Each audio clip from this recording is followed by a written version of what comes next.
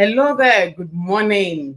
Welcome to another edition of Knocks to Nuggets. My name is Gilbert Uteh. And so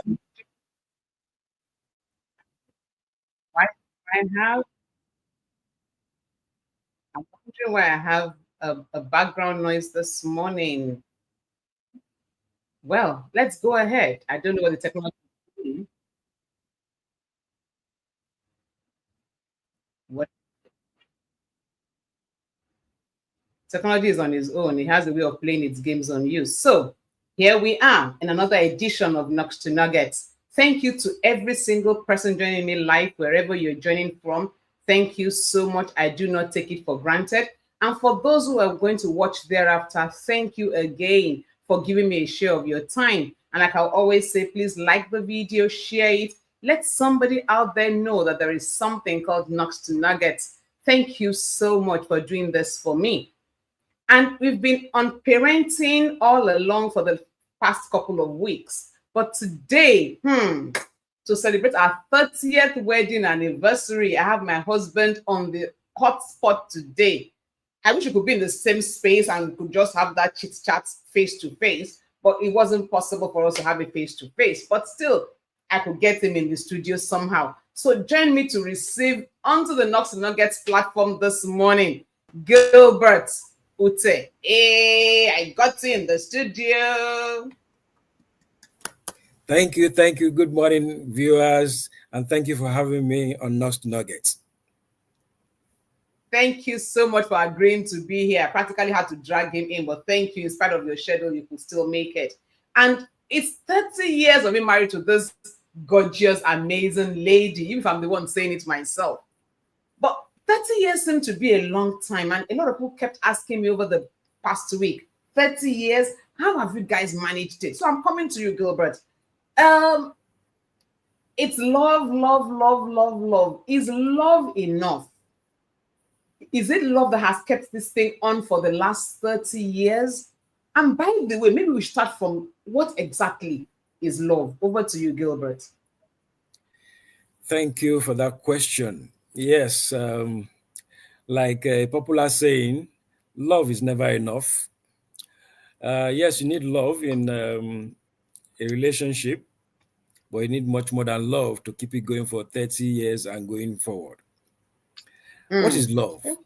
I normally would define love as a decisive focus which directs one's thoughts, words, and actions towards the well-being of a particular individual. Love is a decisive focus of one's will, which directs you which directs your thoughts, your words, and actions toward the well-being of a particular individual. That's the way I define love. Love can also be defined as a deep affection. Love can also be defined, I like this one, an unconditional commitment to an imperfect person. That's the way I would define love. Now, taking it further, I would say it takes a lot more than love to stay in marriage for so long. The other factor, you hear people say love is never enough. The other factor that keeps the marriage going in spite of the ups and downs over the years is sacrifice. And I hold it up for them. Wow, your definition of love honestly took me off balance. I was like, what? And your last definition, an unconditional commitment to an imperfect person. Yes. I've heard different definitions of love, and I'm so happy that we didn't rehearse this. So for viewers, this was not rehearsed at all. I'm hearing some of these things for the very first time, and he's hearing my questions too for the very first time, so it can be as real as we want it to be. Now, you said love is not enough. Adding to love is sacrifice. Hey, 30 years of sacrifice, 30 years of love, of commitment to an imperfect person. And, that is a perfect definition, because really, I'm very everything far from being perfect. I know I can be very naughty, and I know me, But how have you coped? What are the things that kept you going this 30 years? Have there been times where like quitting? And what convinced you not to quit? I mean, how have you kept it going for 30 years? Before I will answer that question, let us go backward a bit before marriage. Okay. Because Hmm. if the foundation is not secured, whatever you build on it will come down. So let's go back Hmm. before the commitment to marriage. There are three key things that would form the foundation of every marriage, every successful marriage. Let me put it that way. And I call them the three C's of a lasting relationship. Three C's, letter C. The first one is commitment. Commitment. Both parties must be committed to see this thing work. Both Hmm. parties must be committed to see that this journey that we're embarking on is just Yeah. have to, is you are my ride or and die partner in this journey of life. Number two C is compatibility. Hmm. This criteria is very, very important because you must find the bone of your bone, the flesh of your flesh. You cannot be compatible with everybody, but there's a specific person that you are compatible with. You may not think alike, but you are just compatible with the person. You agree a lot easier. You even when you Hmm. disagree, you come back to an agreement much easier. Even when you don't see things the same way, you kind of align with time. So there must be Hmm. compatibility. And I even though because of time, I will not be able to go down deep into all these things. But the last C is consistency. Hmm. The way you are in day one will not be too different from the way you are in day two, in day three, in year one, in year five, in year 10, in year 15, in year 30, in year 50, in year 60. Hmm. You must be consistent, at least a core. You may be putting on weight, you may be having pot bellies, you must be having children and all that, but your core is still the same. Your Hmm. values are still the same. Your ideologies are still the same. Your cultural background are aligned already. Your spirituality are in the same direction. So you must be consistent over the years with all these things. Even if there are changes, you are changing together. Hmm. Not that one person is changing and the other person is left behind. You must be consistent over the years. So, and that's why I said that, yes, when the euphoria of I love you, I love you, I love you is over, what kicks in? Sacrifice, commitment, Hmm. consistency to make sure that this journey we are successful in it. Wow. Okay. Yeah, talked about the three C's that we need to know. So, how have you coped this 30 years? How have you kept going this 30 years? In the beginning, it was more of this is the person I have, this is my rib, this is my flesh, this is my bone, this is the person I want to spend the rest of my life with. And of course, in the usual way, in the beginning, is love, love, love, love, love, love, and we just want to enjoy ourselves together. No outside interference. We just want to, explore and be Hmm. happy. But life do happens. Hmm. When life happens, what do you do? Hmm. Now, what has helped us over time is that from the get go, we have made the Almighty God our sure foundation. Hmm. We have made God our sure foundation. When we come to a rock that is higher than us, we go to God and say, how do we overcome this? And for somehow we have been blessed to have a solid support system in friends and family over the years Mm-hmm. that are always rallying around us to help us in every situation we find ourselves in. And if you also, I've also discovered that even when we're going through challenges, either positive or negative, whatever it is, There is this resolve that is untouched, unshakable, unaffected. Nothing even goes near it. We don't even think about it that we need to go apart for a while. We need to separate. We need to I need my own. No, no, no, no, no, no, no, no, no, no. We're in this together. We ride this storm together. It doesn't even, it's not part of our discussion. It's not part of our prayer points. We don't pray about those things. We only pray about overcoming the storms of life, overcoming the challenges of life. There have been times where our finances have been hit badly and we are under serious pressure. We can only pray to God for a breakthrough. We can only pray to God for a leeway. And that's how I have always seen or engaged challenges of life. Not with the I don't see my wife as an enemy. I don't see my partner as a competition. Initially, when we just got married, my wife was any more than me, but I was not disturbed. Oh yes, she was any more than me. That time, my salary is not paid into the bank. It's so small. They just put it in an envelope and give it to me in the office. I put it beside my bedside stool. And the way I built my life is my wife is the finance manager, finance director of the house. So she needs money. She just goes to the envelope and take. My concept of finance is that you are the one managing the money. If you finish, we all drink Gary. If you manage it well, we all eat chicken. So she had better give herself some sense and manage the money well so that we don't end up drinking semovita in the name of pounded yam. So, and Ah, thankfully, she has done very well.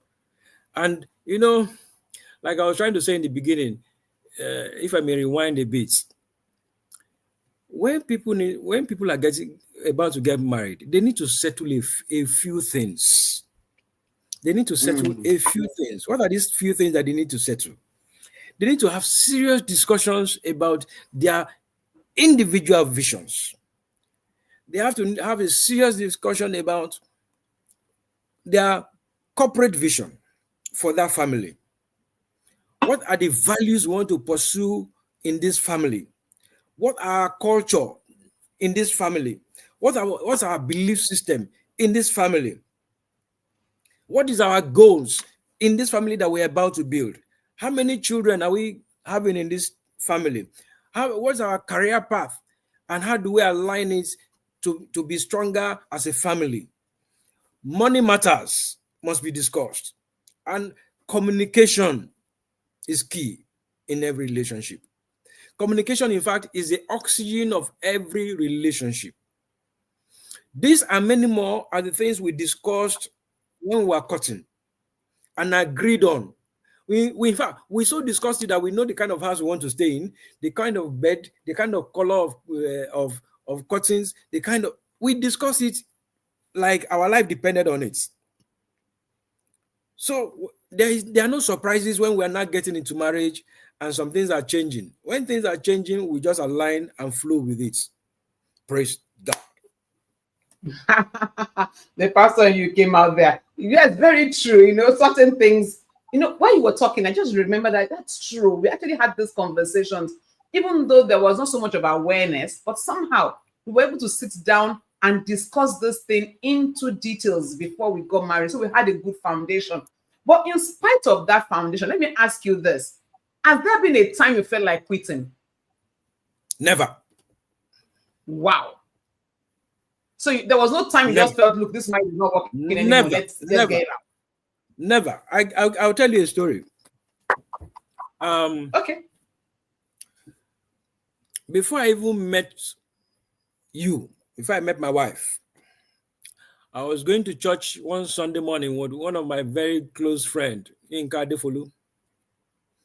We were on our way to church, and as we were heading to church that morning, we were, for some strange reason, we were talking about marriage. We were young men then. And I said to Inka, you know, the day God shows me my wife, that is it for me. There is no going back. I will Mm. not be counted among those who have a broken marriage. Once I make a commitment to any person, it is for life. And I can remember where I made that statement to Inka at the bus stop in Bariga on our way to church that morning. So Wow. it has always been a core of me that once I enter into this thing, it must work and I must make it work. Hmm. Yes, we may have our challenges, we may have our mistakes and all that. We must make it work. There is no Hmm. perfect marriage in this life. It is the people that are in that marriage that makes it work. And people think that they don't have problems, they don't have issues. They do have issues. It's the way that they made it work out, working at it. My pastor will say, when you get into marriage, you roll your sleeve, you pull up your trousers, and you start to walk. Listen, marriage is a journey. And like every Hmm. journey, it has its bumps, its twists, its delays, and all that. This is true for even the happiest of marriages or the healthiest of marriages.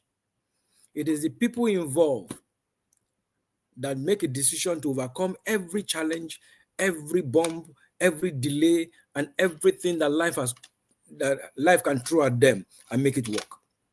We decided that early enough that whatever life throws at us, will make this work.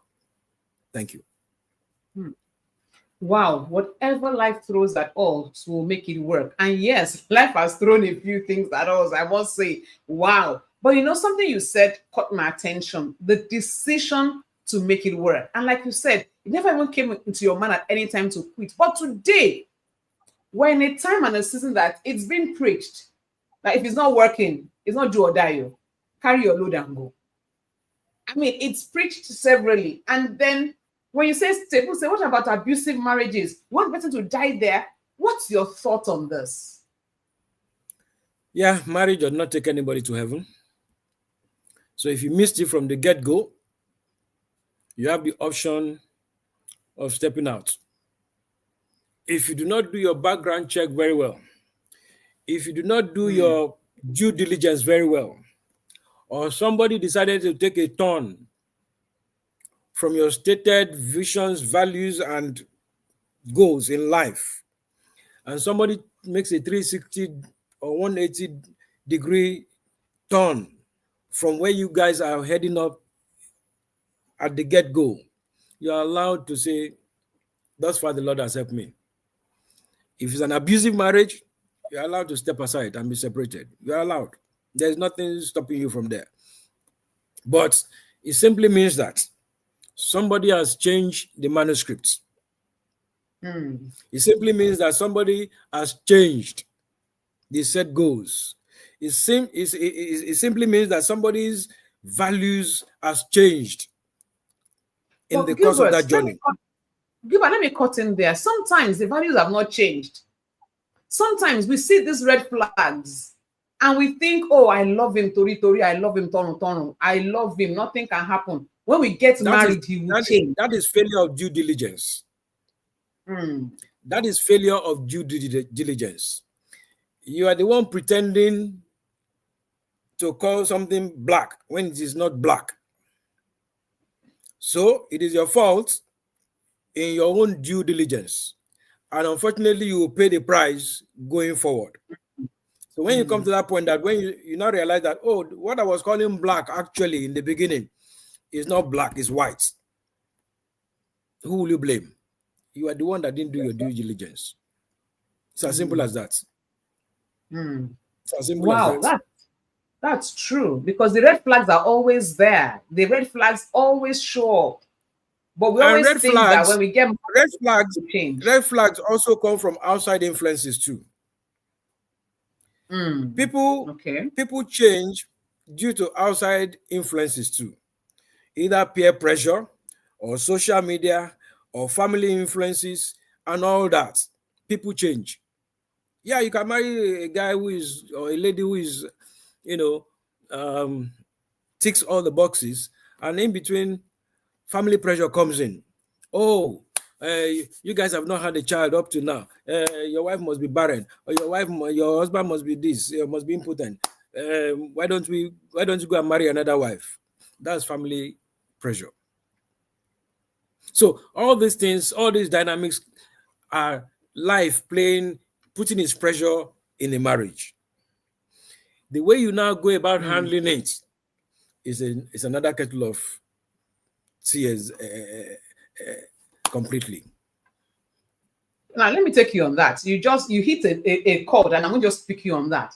I know we've been married for 30 years, and our first child, our daughter, is going to be 5. That means 25 years of just waiting and saying, how did you cope? Because I know that a lot of times it's the woman. The woman is barren. Maybe she has messed up before she got married. Maybe it's always the woman. How were you able to withstand it through those periods and stick with me? Well, it was never a pressure for me, sincerely. And I keep telling anybody that cares to listen. It wasn't a pressure point for me. Yes, does it mean I don't want a child? I do want a child. But it wasn't a scorecard that I must See, tick. No. Yes, did we do our due diligence? Oh yes. People think we just sat down and just were just shaking our leg and nodding our head as the year goes by. No, we didn't do that. We did everything that humanly possible, medically, spiritually, prayerfully, anything that can be done that is known to, we did. And at God's own time, I wouldn't go into some stories, but we did everything we needed to do. We did everything that we needed to do. And when God said it was time, He gave us a beautiful daughter. hmm. Wow. Case Thank you so much. close. Case closed. Okay. Case closed and dead. Interestingly, I'm actually hearing some of these things for the first time, viewers. Because I never asked this question behind the stage. I just said to him, "You're coming up, and I'm just going to throw questions at you." And it's been like that. Now, let me come to another aspect of marriage, which is dealing with the extended family. One of the things I remember when I was in the uni, now this is me talking now, and a group of us was standing together and talking. And someone said, God forbid, I'll never have a mother in law. I said, no, I must have a mother in law. God must keep my mother for me because I don't want any child to come and pray that I will die before he marries my own son. And everybody laughed. And then we got married, and I finally met your mom, blessed woman. All of them, all 4 of them are all together in heaven now. But we had privilege of meeting. I had the privilege of meeting your parents, your dad, your mom, and you met my mom, even though my dad had gone before we met. How has it been talking about extended family? How have you been able to blend the extended family in? Because today is like one big family, really. Some people don't even know the difference. Some people see your sister and think it's my blood sister. How have you been able to manage that interaction between the extended family? God has been faithful to us in the sense that has been good to us rather, in the sense that we've never really had any serious issues when it comes to family relationships.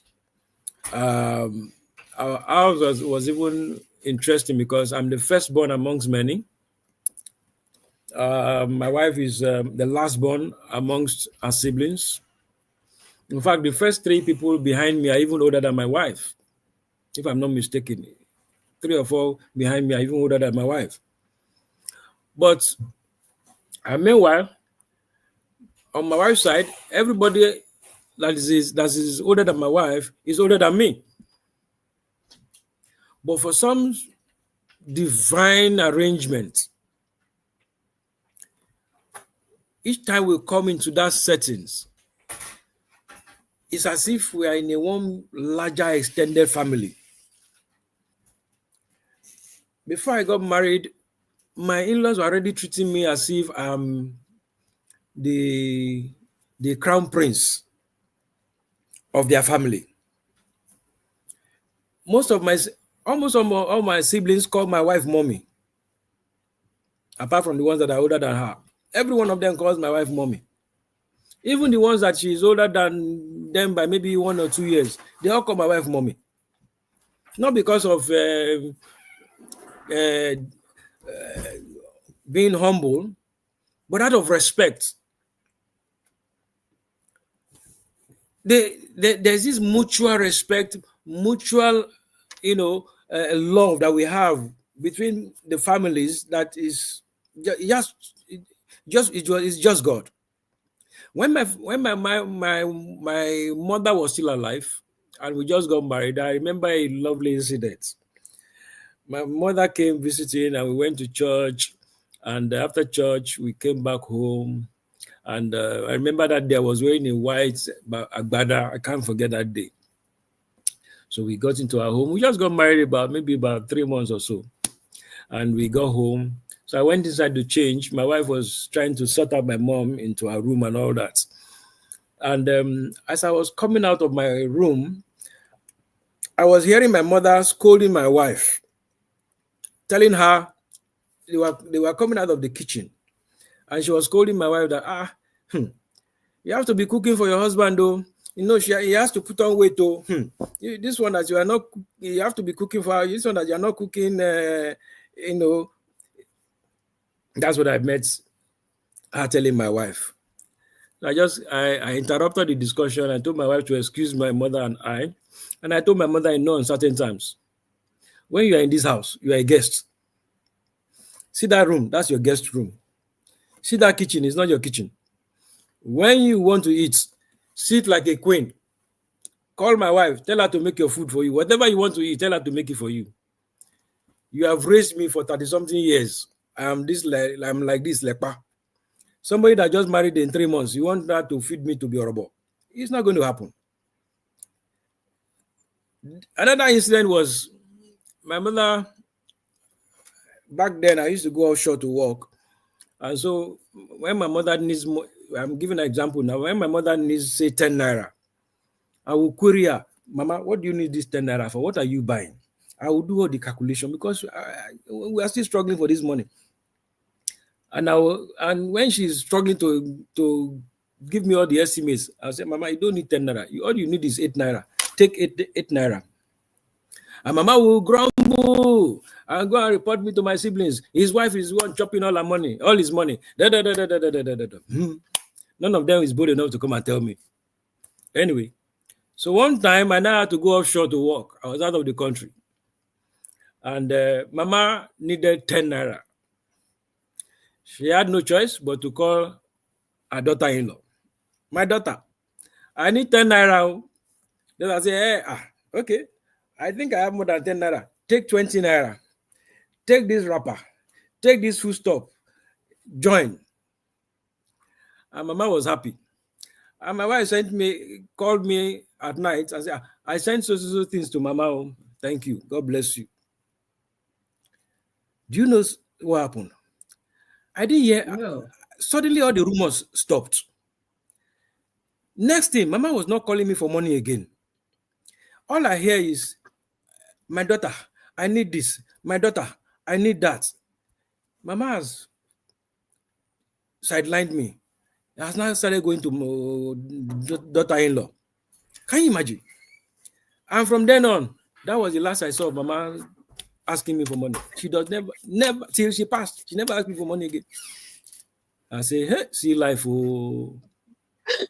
But as a man, yeah, what Mama does not know is that even when I am not there and my wife gives her something, my wife will come back and tell me, I have done this and done this and done this. So, yes, Mama switched. So, what Mama does not know is that I am the person that signs off at the back end. And it flows back and forth like that. For anything that we are doing for family on both sides, we agree on it. Even if I'm not there or she's not there to, sign off, we don't query it when we come back. You have done it. You have gone. That's good. It's done. That's it. Because of one other element that couples must have. absolute trust. Mm. Trust. Now, trust does not mean that you will not make mistakes. You will not stumble. Bible says when you fall 7 times, do what? Get up the Get eighth up. time. Get up. It's just a temporary event. Don't make it a permanent event. That's what young people don't know. Every little mistake becomes a permanent event. You don't make a stumbling a permanent event. You don't do that. So, with those two examples of mine, I rest the answers to that question. Wow. Interesting talking to you. We've been here for over 30 minutes. It looks like just 10 minutes. I think I might have to beg you that we'll continue this conversation next week because we haven't scratched the topic. The things I thought I would ask you, we have not even gone. You are shaking your head. Please, on behalf of everybody, let's do this again next week. Let's continue this next week to a large extent so we can actually build on it. Somebody said to me, more people need to hear this. And it's so true. We are in a generation where we just think when in fast food generation, everything that succeeds is built and is built intentionally.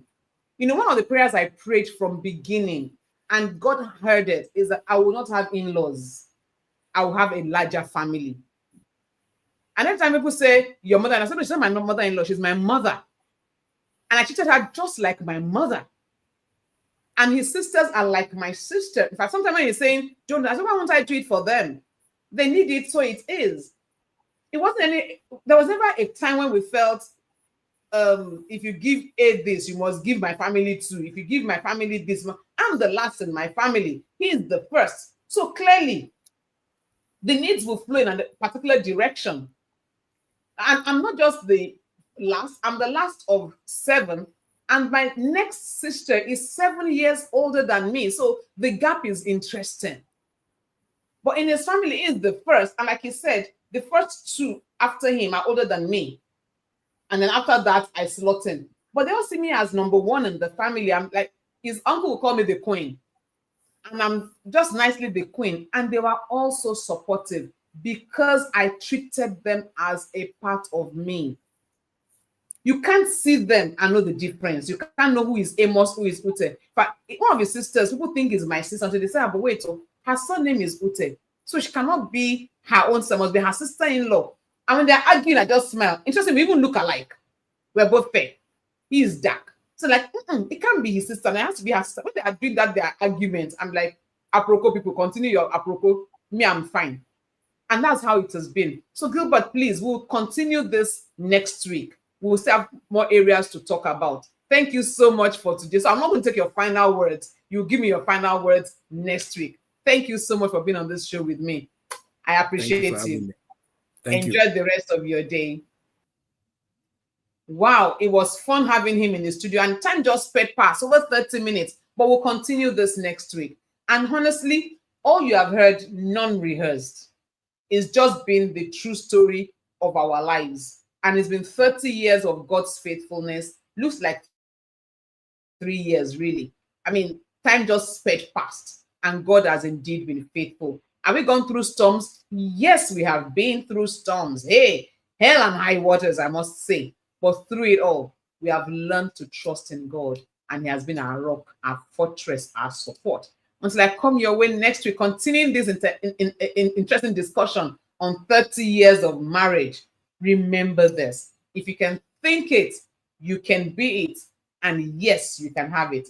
Thank you so much for being with me on this program. For those who are watching thereafter, thank you so much for being with me. Like I always say, please like the video, share it. And you're wondering, I'm on Facebook or LinkedIn. How can I say this? Just go to YouTube, Knocks to Nuggets. Knocks to Nuggets. Remember the 2 is letter 2. Knocks to Nuggets. Figure 2 rather. Knocks to Nuggets. Just click on it and search. You will see our videos. And it's a rich resource base. So many things are there to glean from. But until I come your way next week, remember, I love you. Stay strong, be good, and have a fantastic week ahead. God bless you. Bye for now.